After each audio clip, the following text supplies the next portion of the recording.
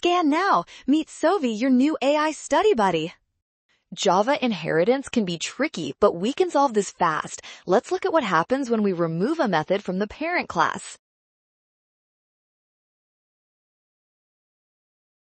First, notice that obj1 is declared as type A but initialized as a new B. In Java, the compiler checks the declared reference type to see if a method exists.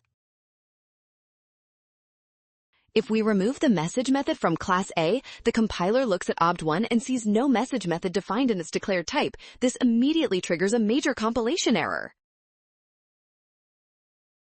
Although the object is a B, the compiler must find the method signature in reference type A first. Option A is the winner.